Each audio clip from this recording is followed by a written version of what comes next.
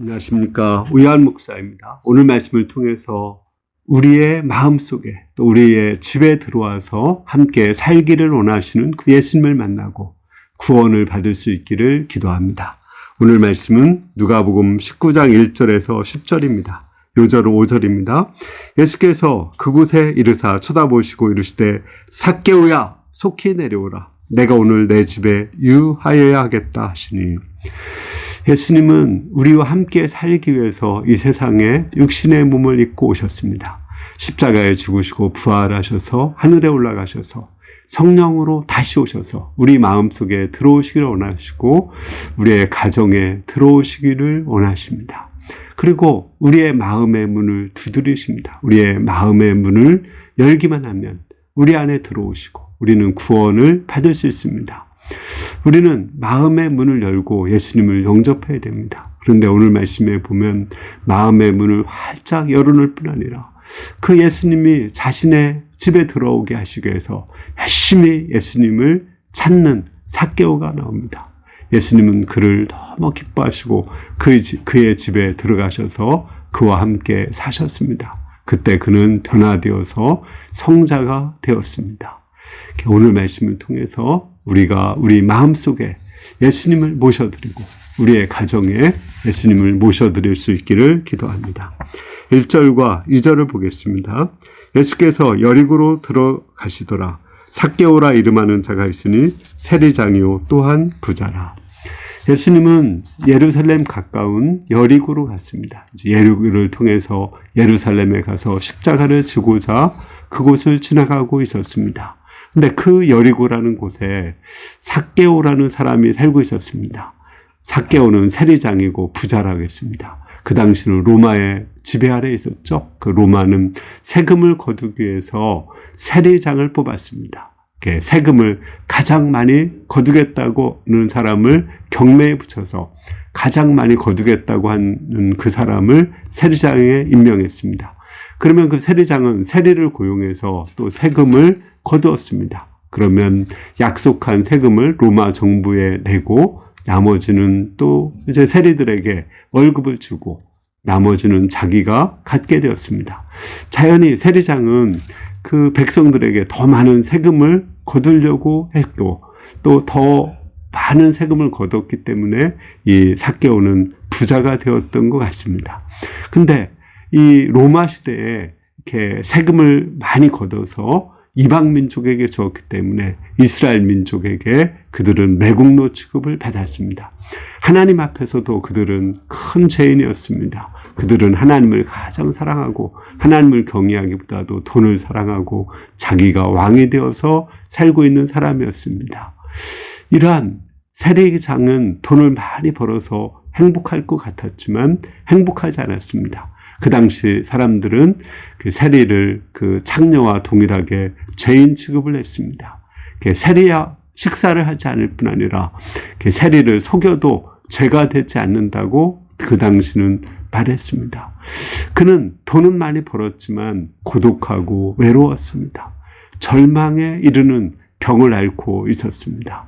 이러한 그가 예수님이 그 여리고로 지나간다는 소문을 들었습니다. 3절과 4절을 보십시오. 저가 예수께서 어떠한 사람인지 하여 보고자 하되 키가 작고 사람이 많아 할 수 없어서 앞으로 달려가 보기 위하여 뽕나무에 올라가니 이는 예수께서 그리로 지나가시게 됩니다. 근데 그가 예수님을 보고자 했지만 그 예수님을 보는데 장애물이 있었습니다. 그 예수님 주위에는 사람들이 많이 있었죠. 이 사람은 키가 적어서 예수님의 얼굴을 볼 수 없었습니다. 뿐만 아니라 그 사람들을 비집고 나가면 사람들이 그 세리장을 발길질하고 또는 그 발로 밟을 수도 있어서 가까이 나갈 수도 없었습니다. 부끄럽고 창피해서 그 많은 사람들이 있는 그 사이로 들어갈 수가 없었습니다.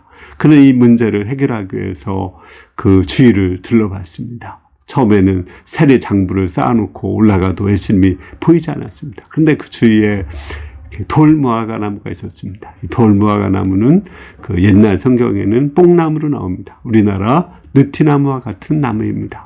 그곳에 올라가는 것이 정말 안성맞춤이었습니다. 거기서 올라가면 아무리 키가 작지만 아무리 키 큰 사람도 자기를 방해할 수가 없었습니다. 예수님을 환하게 볼 수 있었습니다.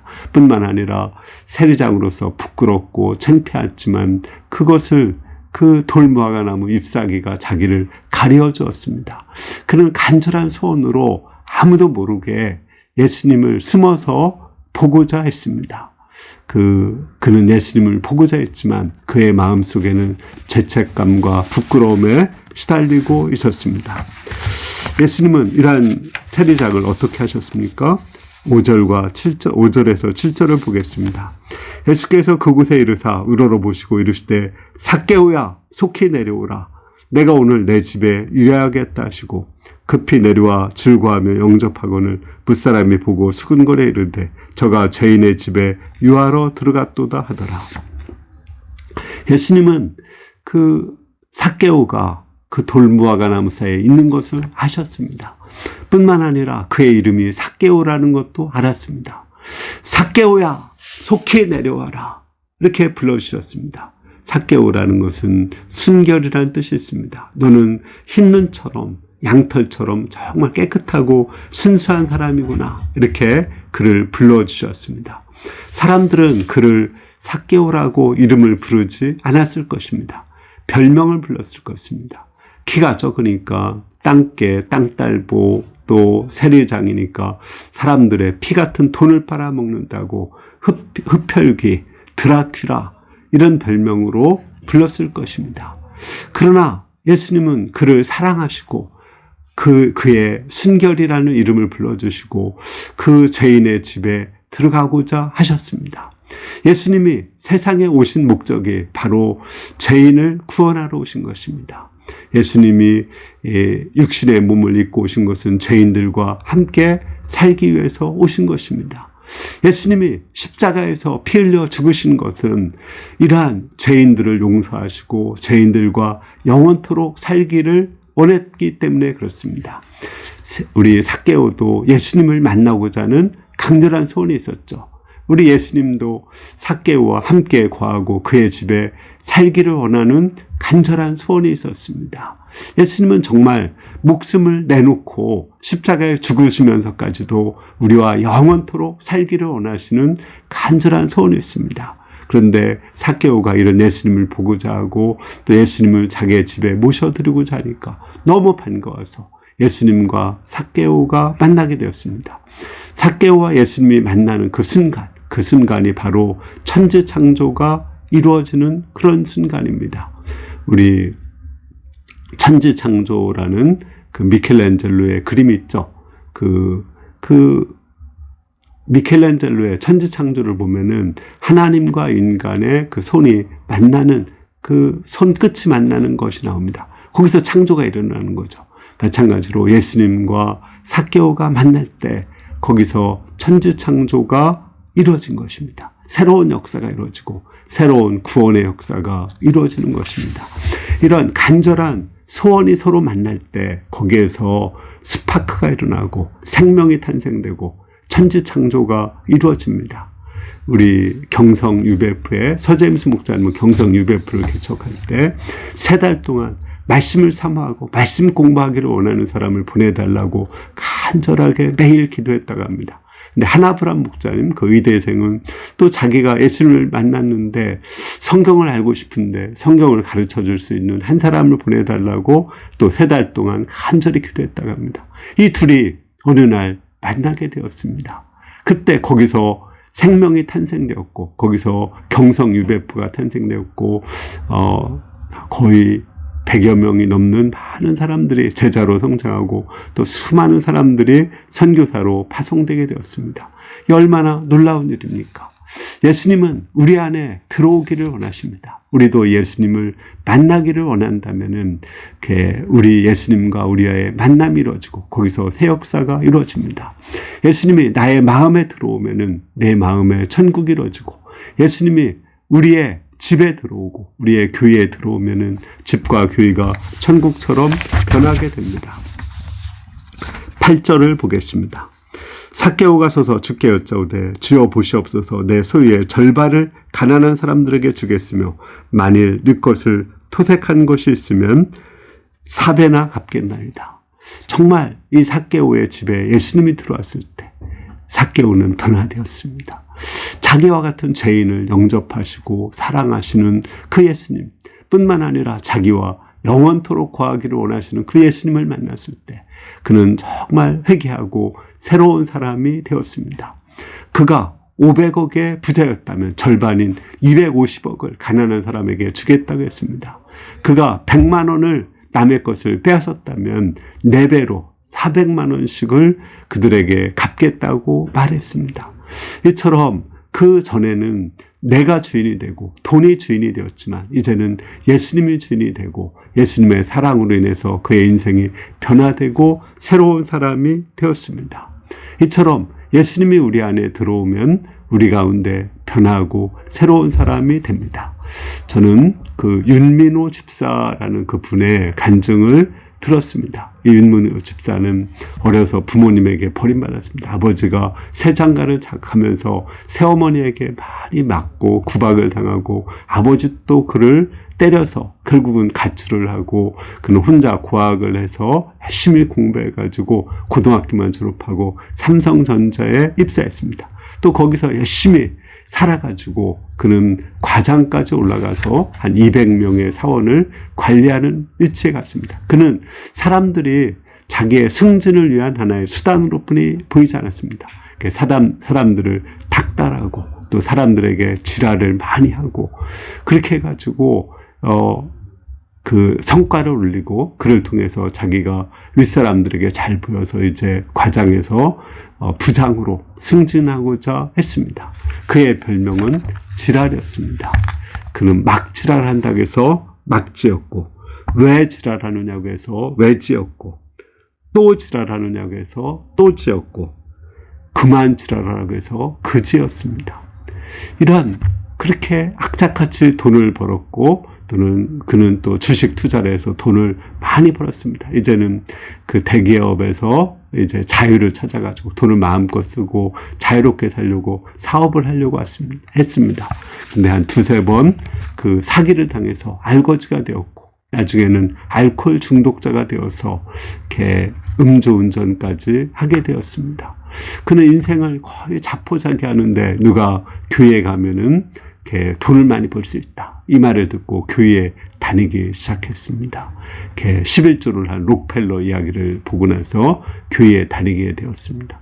3년 동안 교회에 가서 잠만 잤는데 어느 날 세례를 받기 위해서 세례 교육을 받는 중에 자기가 죄인이고 죄인은 예수님께서 죄인은 자신을 위해서 죽으시고 또 자신의 마음속에 들어와 살기를 원한다는 것을 알게 되었습니다. 그리고 변화되었습니다. 회개하고 새로운 사람이 되었습니다. 그는 그 새롭게 하소서에서 간증할 때 예수님, 하나님 말씀만 나오면 눈물을 펑펑 흘리면서 우는 것을 보았습니다. 그가 자신이 예수님을 십자가에 못 박은 죄인이요. 또 많은 사람들이 그 교회에도 못 가게 하고, 뭐 교회 가면 밥 먹여주느냐. 회사가 밥 먹여주는데 너 교회 가려면 회사 때려치우고 교회 가라. 더 많은 사람들이 있다. 그렇게 많은 사람들을 핍박하는 것을 깊이 회개하고 사죄하게 되었습니다. 이렇게 그 사람이 변화되고 이제는 다른 사람들을 섬기고 다른 사람들에게 도움을 주고 희생하는 사람으로 변화되었습니다. 사람은 변할 수 없다고 하죠. 그러나 예수님이 우리 안에 들어오면 우리가 변화되고 의로운 사람, 섬기는 사람, 사랑하는 사람으로 변화되게 됩니다. 9절과 10절을 보겠습니다. 예수께서 이르시되 오늘 이 구원이 이 집에 이르렀으니 이 사람도 아브라함의 자손이로다. 인자에 온 것은 잃어버린 자를 찾아 구원하려 함이라. 예수님은 삭개오가 구원을 받았다고 선포했습니다. 그의 마음속에 그의 집에 천국이 임하였다고 선포하여 주었습니다. 그리고 그를 하나의 잃어버린 양에 비했습니다. 그는 하나님을 떠나서 지옥으로 가는 열차를 타고 있었습니다. 한 마리 어린 양이 그 하나님을 떠나서 이제 낭떠러지에 떨어져 죽어가고 거기서 신음소리를 내면서 나를 살려주세요, 구해주세요, 간절한 눈빛으로 예수님을 바라보고 있었습니다. 예수님은 이러한 사람을 구하러 하늘에서 육신의 몸을 입고 오셨습니다. 그리고 지팡이를 내밀어서 그 잃어버린 양을 찾아서 구원해 주셨습니다. 그를 통해서 이 삭개오가 구원을 받았습니다. 예수님은 이 삭개오뿐 아니라 하나님을 떠나서 방황하는 많은 사람들을 구원하기 위해서 이 세상에 오셨습니다. 누구든지 예수님을 만나고자 하면, 또 예수님을 영접하고자 하면 예수님이 그 사람의 마음속에 들어가서 그를 구원하시고 그를 새 사람으로 만들어주시고 그의 가정과 또 그의 교회를 천국으로 만들어주십니다. 결론적으로 우리가 예수님을 만나야 됩니다. 하나님을 만나야 됩니다. 그때 천지창조가 이루어집니다. 구원이 이루어집니다. 예수님은 우리를 만나기 위해서 세상에 오셨고 십자가에 죽으셨고 부활 승천해서 성령으로 오셨습니다. 이 예수님을 우리가 마음속에 영접해야 됩니다. 마음의 문을 열어놓고 예수님을 만나고자 간절히 찾고 찾으면 반드시 예수님이 우리의 마음속에 들어와 우리를 변화시킵니다. 어떠한 죄인이라도 예수님을 영접하고 사랑하고 그를 변화시켜 주십니다. 오늘 말씀은 드레스덴에 있는 마리아 송사님이 두 번째로 거듭나게 된 말씀입니다. 그는 길에 있을 때 한 목자가 드레스덴에서 직장을 구하고 주말 부부를 1년 동안 하였습니다. 그가 길을 떠나려고 생각하니까 그는 너무 두려웠습니다. 선교사로서 제대로 생활을 하지 못해서 예수님한테 혼날 것 같았습니다. 그런데 어느 날 체코를 방문했는데 하나님께서 한나 선교사를 통해서 하나님이 너를 사랑한다, 너를 위로해 주라고 했다, 무조건 너를 잘해 주라고 했다고 그런 마음을 주셨다고 말씀하고 아주 그 하나님의 사랑을 전해줬습니다. 그 말을 듣고 그는 이렇게 마음이 무너져서 그냥 며칠 동안을 울었습니다. 그리고 예수님이 자기와 같은 죄인도 영접하시고 영원토록 함께 해주시는 것을 믿게 되었습니다.